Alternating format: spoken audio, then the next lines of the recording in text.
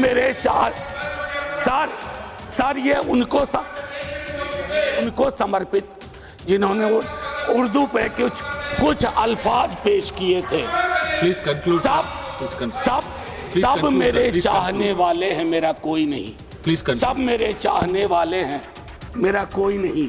मैं भी इस मुल्क में उर्दू की तरह रहता हूं। माननीय, दो भूमिकाओं में खड़ा हूं, एक संसद में स्टेक होल्डर की हैसियत से और एक विश्वविद्यालय के शिक्षक की हैसियत से। कोई तल्ख टिप्पणी नहीं करूंगा, लेकिन कुछ सरोकार बताऊंगा। सबसे महत्वपूर्ण प्रश्न जो मेरे जहन में अभी आया कि मैं ऐसी हिंदी कैसे बोलूं जिसमें उर्दू ना हो, और ऐसी उर्दू कहां से लाऊं जिसमें हिंदी ना हो। तो भाषाओं का जो मसला है, जो मानस में रचा बसा है, इन दिनों कई चीज़ें चल रही हैं। हम तो संगम लिटरेचर पढ़ के बड़े हुए, इतिहास में पढ़ा, तमिल रिचनेस, संगम लिटरेचर पढ़ा। सर, ओपनिंग रिमार्क दे रहा हूं, भाषा के विवाद में 60 में हमने बहुत कुछ गवा दिया। ये मुल्क साझा और बराबर की साइज की ईंटों से बना है। किसी ईंट की साइज को बड़ा दिखाने की कोशिश करेंगे, इमारत गिर जाएगी। इमारत बचाने का वक्त। मैं सिर्फ इतना कहना चाहता हूं, चाहे संस्कृत हो, तमिल हो, बांग्ला हो, मैथिली हो, भोजपुरी हो, हिंदी हो, भाषाएं सरकार के प्रोत्साहन से नहीं बढ़ती हैं, भाषाएं लोक माध्यम से बढ़ती हैं। और अगर हिंदी भाषा बढ़ी है तो लोक माध्यम से बढ़ी है, छोटे छोटे गानों से बढ़ी है। पखवाड़ा मनाने से हिंदी नहीं बढ़ी है, फोर्टनाइट मनाने से नहीं बढ़ी है। ये मेरी पहली बात थी।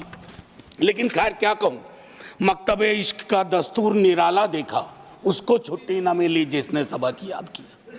तो ये हालात इन दिनों है कई सारी चीज़ों में। एक मैं मानता हूं कि शायद हमारे दिग्विजय सिंह जी, हमारे सीनियर, वो एक लंबी लकीर खींच गए, तो मैं बहुत चीज़ें दोहराऊंगा नहीं। मैं सिर्फ चिंतित हूं, मैं इससे पहले के एजुकेशन पॉलिसी का क्या हश्र था नहीं जानता, लेकिन इस सदन में न्यू एजुकेशन पॉलिसी पे व्यापक चर्चा नहीं हुई है। सदन को इससे महरूम करना क्या ये उचित है? मैं ये सवाल छोड़ता हूं सदन के विवेक पे और सरकार के विवेक पे। सर, इस पूरे दस्तावेज में कई मिसमैच हैं।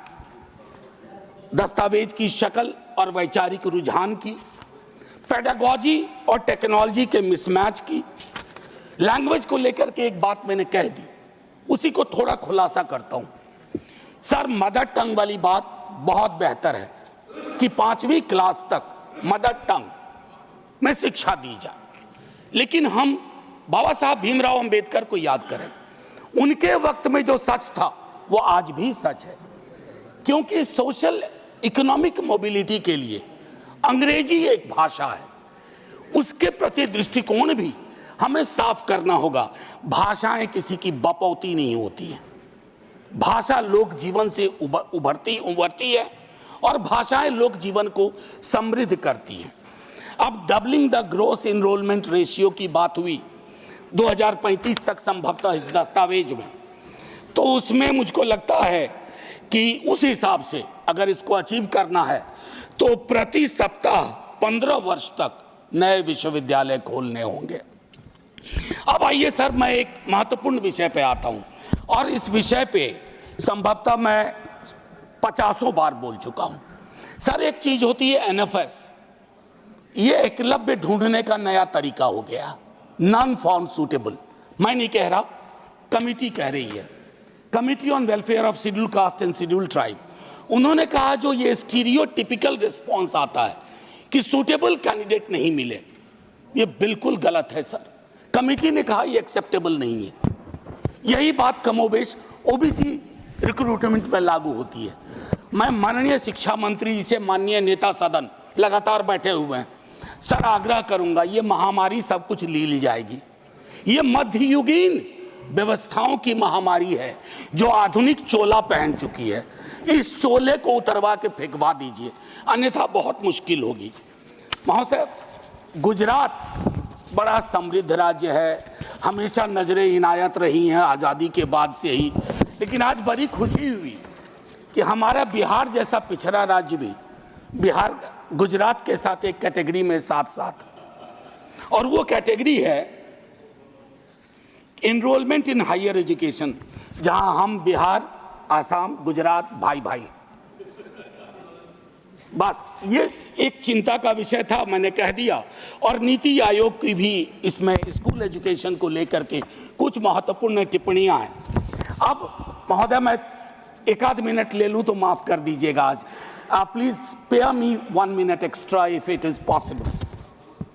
सर, प्रायोरिटीज क्लियर होनी चाहिए, कोई भी सरकार हो। आप एजुकेशन से क्या उम्मीद करते हैं? वो जो प्रीलिम सेट की बात की थी ना ऋतव्रता ने, वो हमारा एक नजीर होना चाहिए। और मुझको लगता है कि सार्वजनिक क्षेत्र के विद्यालयों, मैं एक सरकारी स्कूल का पढ़ा हुआ हूं, हिंदी मीडियम से पढ़ा 10वीं तक। 11वीं में अंग्रेजी से पहली बार राब्ता हुआ। सर मुश्किल आई, क्वींस लैंग्वेज की अपनी दिक्कतें हैं, लेकिन सर सरकारी स्कूलों के, मैं अपने ही स्कूल को आज जब वापस जाके देखता हूं, क्या बना के रख दिया हमने। मुझे निजी क्षेत्र को के खिलाफ मत समझा जाए, लेकिन एक संतुलन होना चाहिए। दुनिया के तमाम उन देशों ने एजुकेशन और हेल्थ में सबसे अच्छा किया है जिन्होंने सार्वजनिक क्षेत्र के को बढ़ोतरी दी है, उसको प्रोटेक्ट किया है। एनटीए के बारे में कई दफा बोल चुका हूं सर। ये कोचिंग इंस्टीट्यूट के, मैं संसदीय गैर दामाद, असंसदीय तो नहीं है ना, मैं पूछ लेता हूं पहले ही, नहीं तो दूसरा शब्द दूंगा। हाँ, रिश्तेदार की तरह व्यवहार करना। कोचिंग इंस्टीट्यूट फ्लरिश कर रहे हैं, बार बार परीक्षा पैटर्न, पेडागोजी, सिलेबस में बदलाव, बच्चों को हमने गिनी पिग्स बना के रख दिया। मैं दिल्ली विश्वविद्यालय में हूं सर, नामांकन की पद्धति बदल गई है, लेकिन मैं देख रहा हूं अब 8वीं 9वीं क्लास से बच्चा स्कूल एजुकेशन को छोड़ करके एनटीए की कोचिंग ले रहा है कि सीयूईटी क्वालिफाई करना। ये स्ट्रक्चरल प्रॉब्लम है। बस सर 1 मिनट। शिक्षा के संस्थान वैचारिक युद्ध क्षेत्र हो गए हैं सर। मैं टिप्पणी नहीं करना चाहता, घनश्याम जी ने कही एक बात सर, कोई टिप्पणी इस तरह की नहीं, कि वामपंथी रुझान, मुझको लगता है कि कांग्रेस के साथ दिक्कत पता नहीं क्या थी, उन्होंने वामपंथियों को तथाकथित, हालांकि उसमें मेरिट नहीं है, ढूंढा। लेकिन सर दक्षिण पंथी वैचारिकी का अड्डा बनते जा रहा है। आप कई चीजों को हटा रहे हैं। अच्छा पीएचडी नहीं चाहिए, बिना पीएचडी के ले लो। अच्छा ये एलिजिबिलिटी हटा दो, तब भी आपको लोग नहीं मिल रहे हैं उस रुझान के। तो मेरा मानना है कि इन और शिक्षकों की स्वायत्तता में बहुत कमी हुई है। मैं प्रोन्नति के सवाल पे 100 चीजें कह सकता हूं, अपॉइंटमेंट पे 100 चीजें कह सकता हूं। देख रहा हूं कैसे शिक्षक विक्टिमाइज हो रहे हैं। और सर नॉलेज पार्क की तर्ज पर, एसईजेड की तर्ज पर नॉलेज पार्क बना करके आपको ये सोचना होगा कि शिक्षा और इंडस्ट्री में थोड़ा फर्क है। इसको उद्योग और सिर्फ निवेश की नजर से मत देखिए, क्योंकि इसका पहले नाम था ह्यूमन रिसोर्स डेवलपमेंट। भले नाम बदल गया हो, लेकिन उस संकेत को याद रखा जाए।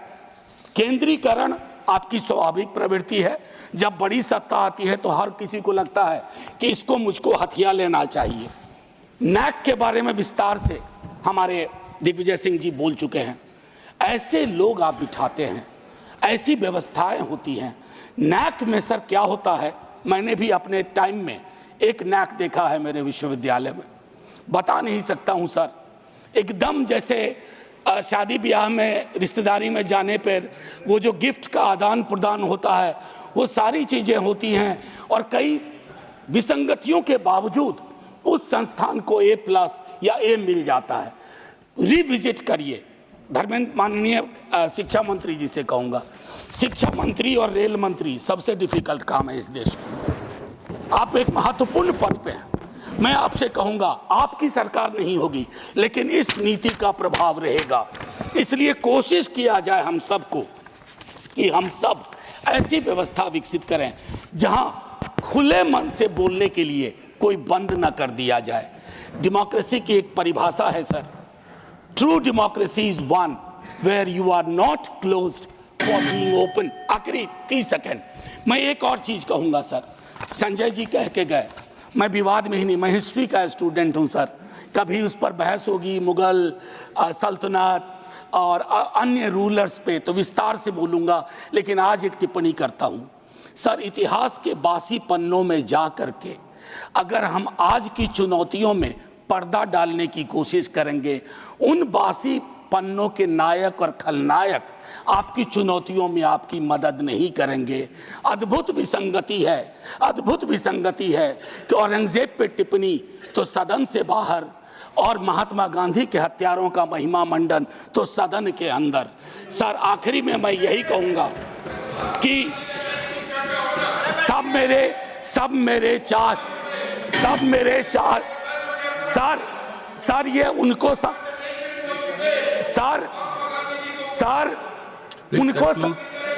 उनको